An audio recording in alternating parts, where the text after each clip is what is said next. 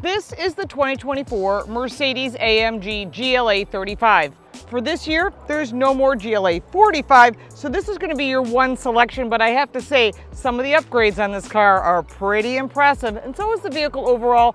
We're going to go through it, show you the pros and cons in the end, some of the competitors, we'll talk about pricing, and of course, we'll take it for a test drive. Let's get started with some of the upgrades. First, you're going to notice the new LED headlights. In addition, there is some new safety, which is standard, and that is hidden behind that gigantic Mercedes logo. Our test vehicle is riding on the optional 21-inch alloy wheels, which are on Continental Sport Contact tires. This is a matte black in the center and the red brakes. Of course, that AMG is so prominent here, as well as the Mercedes-Benz logo. Because this is the night edition, you'll notice those black roof rails as well as that glossy black all the way around the windows and a glossy and a flat black down below. The Mercedes-Benz comes with a 4-year, 50,000-mile warranty. There is no maintenance included. However, there is roadside service that is included. Let's look at some of the other cool aerodynamic pieces that are on this vehicle that make it stand out in the crowd. I'm a huge fan of this upper wing. Is it necessary? No. Does it look cool? Absolutely. Would I buy it? Yes, without a question. Those are the kind of neat pieces that make your vehicle stand out. This vehicle is full of gloss black little details because that's part of the Night Package Plus. So the back of this vehicle does have a few different details, including this upper wing.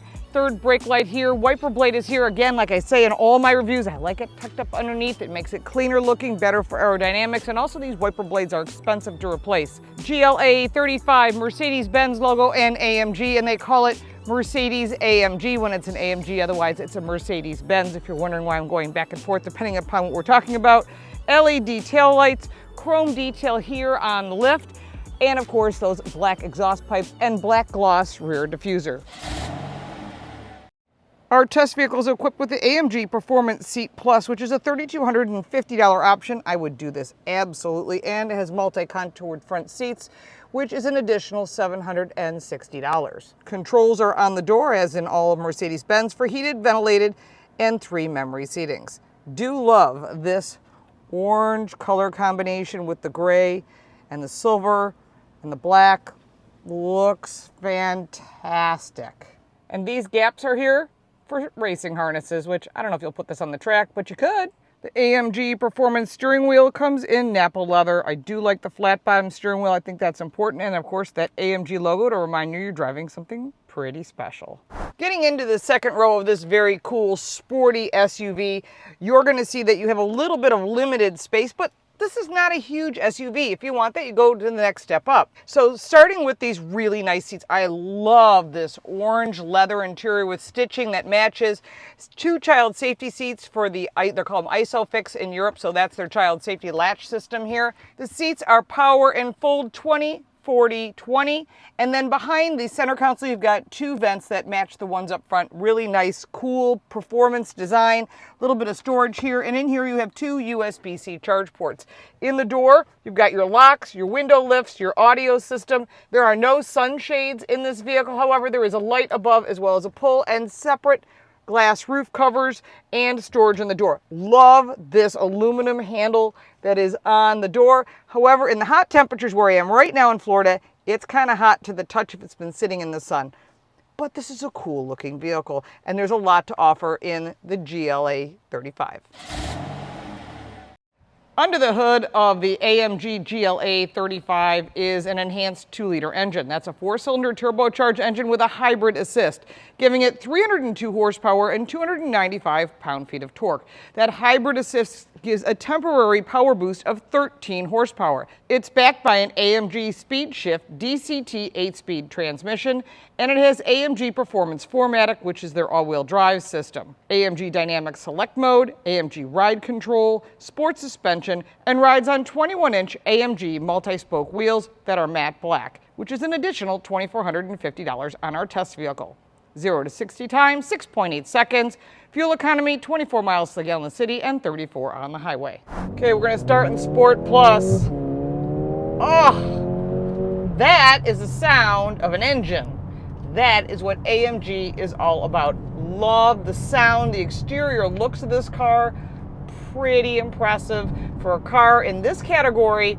A lot of the competitors don't have a good-looking car like this. It doesn't sound this good and doesn't have the cool interior features that Mercedes-Benz is known for. Yes, you're going to pay up for that compared to some of the competitors, which we'll talk about at the end in just a moment. We'll talk about pricing and the pros and cons of this vehicle, but overall, this vehicle is a ton of fun to drive. Lots of fun. You can easily get in trouble with this vehicle. Put your foot in it in Sport Plus, and you've got instant power, and that's what that hybrid assist does. It gives you a little boost of power when you need it to accelerate on an on-ramp, to avoid an accident, to get around a situation, fill in the blank, or a spirited drive. If you're an F1 fan, you'll find that this technology that you see on the track is being transferred to the cars that are on the street, and that's not just the cool look, but it's also the performance in a lot of aspects, including that assist, which comes from electrification on these vehicles. The Mercedes-Benz comes with some standard safety features, including emergency call service and active stop assist. There are other standard features, but many of them you have to purchase up for, including the driver assistance package on our test vehicle, which was $1,700, and blind spot assist, as well as a rear view camera, anti-theft alarm system, and active brake assist. There are two standard 10.25-inch screens. This is the home screen. You've got your phone, your navigation, which is really state-of-the-art. I love their MBUX system, or their MBUX system. It's still one of the best that's out there. Radio, of course, the Burmeister audio is an additional upgrade, but I love a good sound system. Even if you're listening to books on tape or talk radio, you can still get that top quality resonation that you get with audio systems. Of course, media, you can add all of your Mercedes-Benz apps. In this case, you get Mercedes Me, weather, browser, so forth, and that Hey Mercedes, which I don't particularly care for because it's frustrating, but again, that's a personal thing. There's a store for Mercedes Me. Under comfort, you can add your lumbar, your seat kinetics, your side bolsters for both driver and passenger side, as well as the ambient lighting, which you can have different effects on as well. This vehicle could go off-road. Would I take it off-road? Not personally, because I think a vehicle like this may be on a track, but not off-road, but you could. And that's what Mercedes-Benz has done for you with the different drive modes and the different technologies that are here, if that's something that is of interest to you. In addition, you've got your engine technology. You can see it right here, engine and torque as being used. Here, I love, that's the IWC watch. That's pretty cool. That's a sport watch that they sell if you want to time yourself around a track and your consumption. But overall, that vehicle information is here, and as you change the drive modes, you can change all of that different information that you want, whether it be slippery or different settings.